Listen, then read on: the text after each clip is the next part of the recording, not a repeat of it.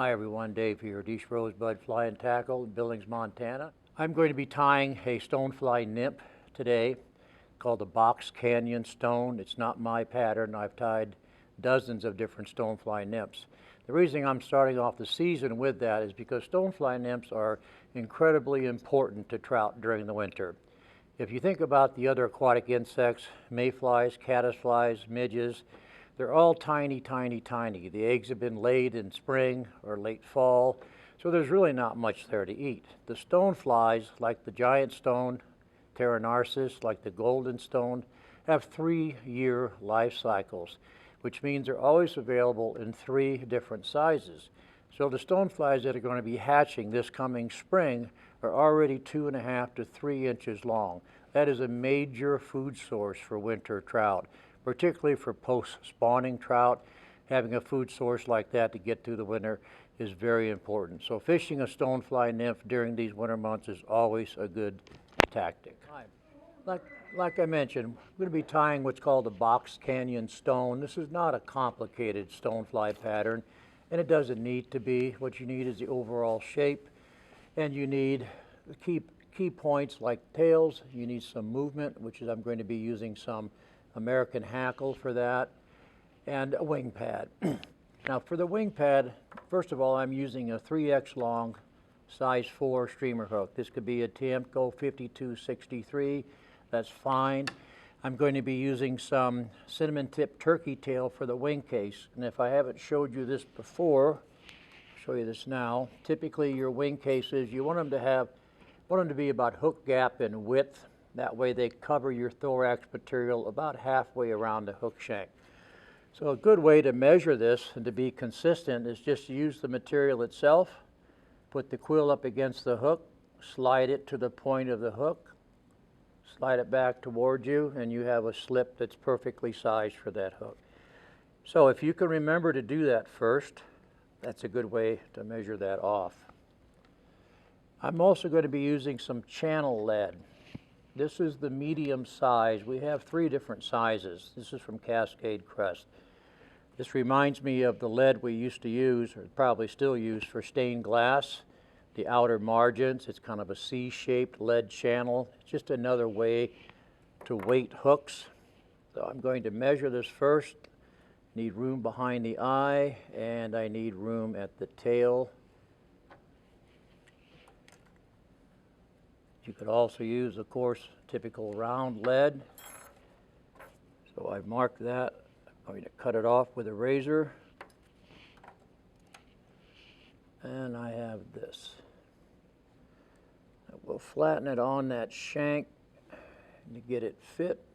Okay, I've got room behind the eye, room here for the tail, a little bit of zap-a-gap.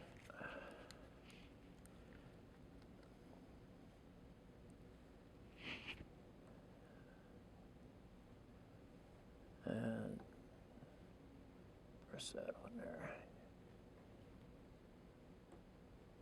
You gotta be quick. There we go.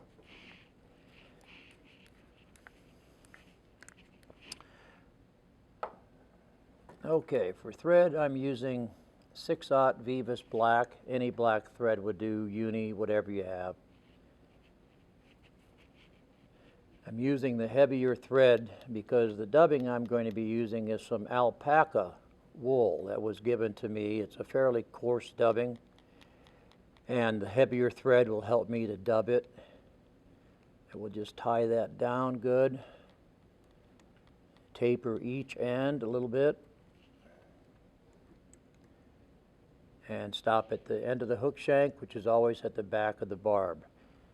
For tails, I'm going to be using some black turkey Biot. Now Biots on a turkey quill vary tremendously from one end to the other. Near the butt here, you get short, broad Biots. As you get towards the middle, they get quite a bit longer. As you get towards the tip, they're long and very thin. So pick your Biots where you need them according to the size. I always like to pull mine off instead of cutting them. Not only do I get the full length, but it's much easier to tell where the keel is, the heavy edge. particularly on a black dyed biot, it's difficult to see that. I'm sure I've shown this to you before, but here is a quick way to get two biots attached at the same time. I have them back to back, like so that the tips are pointing away from each other, parallel to each other. That way you can slide them, get your tip length, and measure this about half a hook shank. Hold them crossed over the hook, slightly towards you. Torque will carry them over on top, and thread tension will set them down. One soft wrap, straight down, a couple more wraps, and then you've got biots that are paired perfectly on top of the hook. It's very quick and very easy. Now I am going to make up some space here, fold these biots back. I don't want a big gap where I tie in my wool. So I'm going to use the width of the biots themselves to make up some of that.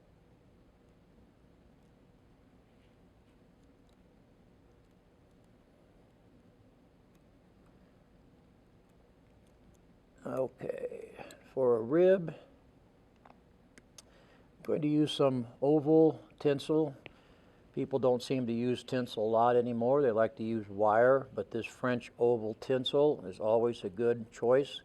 Comes in a couple different colors, several different sizes. It's actually thread with a metallic tinsel coating. Which way am I wrapping this? All right, I'm going to wrap this counterclockwise, so I need to tie it on my side of the hook shank. Capture it there. Tie it to the back. Now for the body, I'm just using wool. You can use just plain wool. That's all this is. It's not used much anymore, but it was a popular material for nymphs. It's inexpensive. It soaks up water, helps the nymph to sink. You can also use something like sparkle yarn. Sparkle yarn is a little heavier. If you're going to use sparkle yarn, I suggest that you shave the ends to thin them before you tie it in. It makes for the tie-in a little less bulky. I mean, you just use your scissors and shave it and tie it in like that. Now, anytime I'm tying a series of nymphs or whatever that require chenille or something like this, I like to measure the material so that I minimize my wastage. I'll start with a piece that I know is too long, measure it, do my fly, finish what's left, or measure what's left over, that I know how much I need. For this, I need about 7 inches. I'm going to tie this in right back here at the butt of the tails. So we're just about even. Move the thread forward.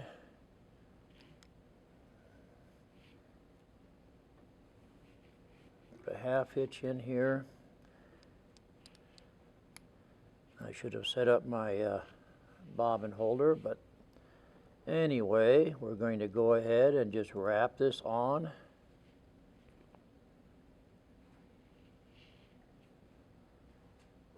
Now, if you want a super secure body, you can always put some Zap-A-Gap on the lead itself, wind your body over it, and then you've got yourself an indestructible fly. So just about to where the lead channel ends. Don't let go of your wool.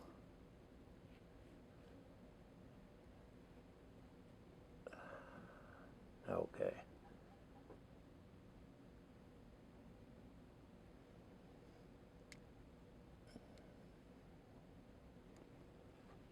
I'll go ahead and tie this off, get it out of the way.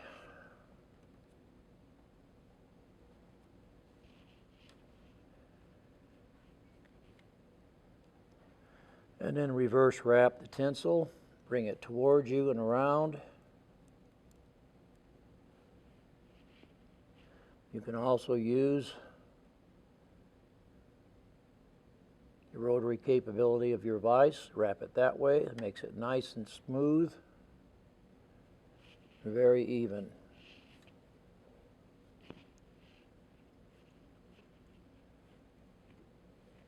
Plus I find that when I reverse wrap tinsel, it's much easier to tie down than wire.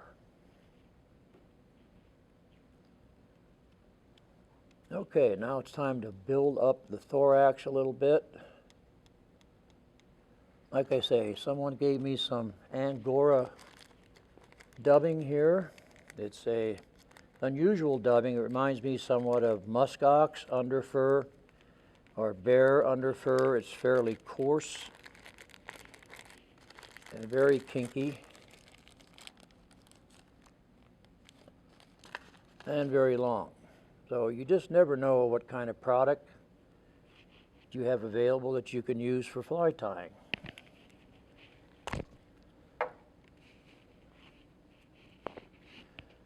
So I'm going to start it here behind the head. I'm actually going to wrap it two directions. I'm going to wrap back to where I tie in my nymph case or the wing case, and then wrap forward to build up that bulk.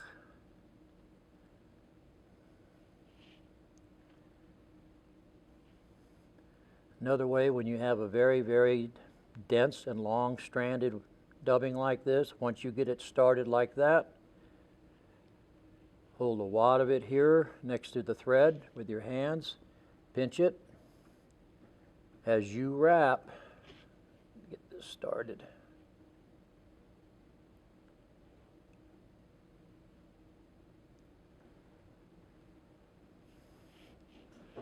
So once you get it started, as you wrap, it will feed itself onto this thread like so. And you can control the thickness of it by how much you allow on the thread.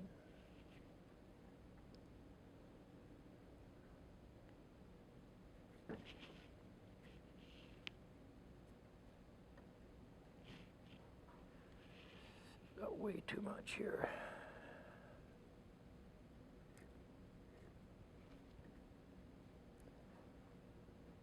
Okay, anytime you put a wing case on something, you want to make sure you come back over your body before you tie in the wing case. If you don't do that, you're going to have a crack between the back of your wing case and the thorax itself. That's unsightly.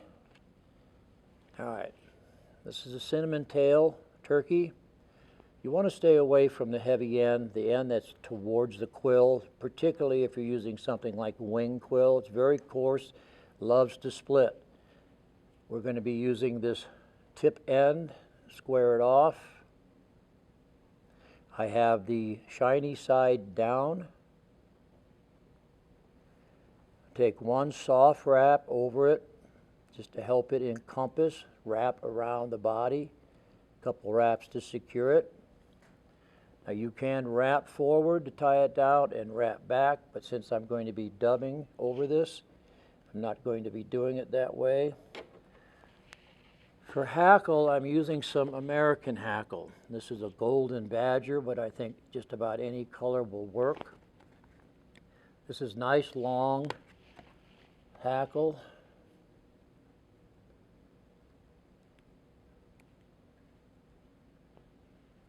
Going to tie it in by the butt.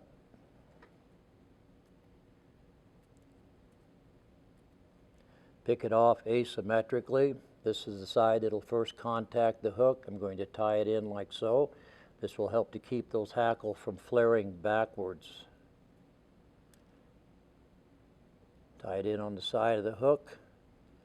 A couple of wraps to get it in securely, and then we'll go back to our dubbing. Dub forward to just behind the eye. I don't like deadheading thread personally. I don't like moving thread unless I'm tying something down. It's not a big deal on bigger nymphs like this, but when you tie a lot of small flies like I do, it can add unnecessary bulk. So the thread in the dubbing, we're going to be tying down the wing quill and the wing case all at the same time.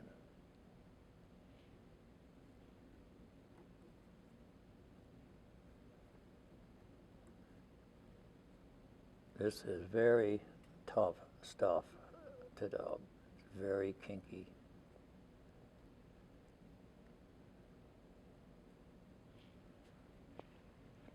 So stonefly patterns, I mean, I love a Kaufman stonefly as much as the next guy, but it's very, very time consuming to tie, lots of steps.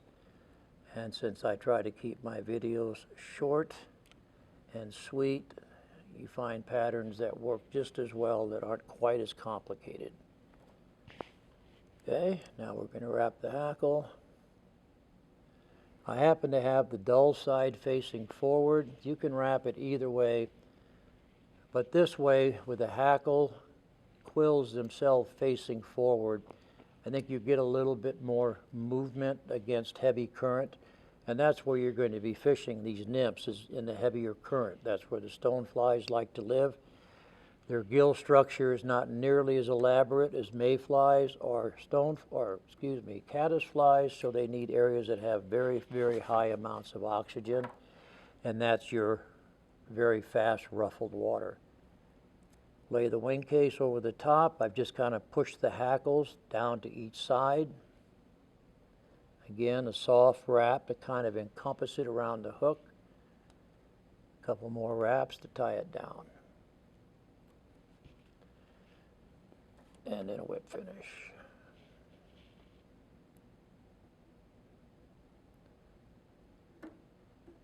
And to make that wing case a little bit more durable, you can use a couple of different products, vinyl-based products, like Dave's Flexament or Soft-Tex are both good products to use.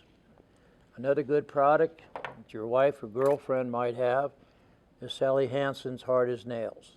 They use this to reinforce their nails, but it is a vinyl product, and it's a good one to coat these wing cases with. Makes them much more durable. And you can put on about as many coats as you want. Soaks in pretty good. Helps to keep it from splitting. You can also do this before you actually cut your slips off, but I don't feel like coating an entire feather with Sally Hansen's. So there you have it. A box Canyon stone. You can tie it on different fly size, different hook sizes if you like. Like I said, this is a size 4, 3X long. You could use a 2X long. You can imitate the smaller stoneflies with this, or you can go all the way up to a size 2 for the big Terra Narcissus stoneflies. So give it a try. Easy to tie, quick. None of the materials are expensive. They're easily available. So thanks for joining in. We'll see you next time.